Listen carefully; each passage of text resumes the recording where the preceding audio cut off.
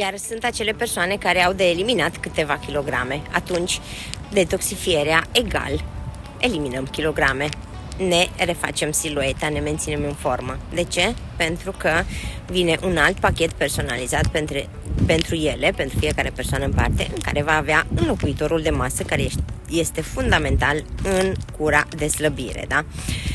Va fi un program foarte lejer pentru că vei avea 3 mese pe zi cu 2 gustări și, bineînțeles, cel mai important produs va fi înlocuitorul de masă, care te va ajuta să înlocuiești un prânz sau o cină cu un shake care va conține doar 200 de calorii și care te va ajuta să elimini kilogramele în exces.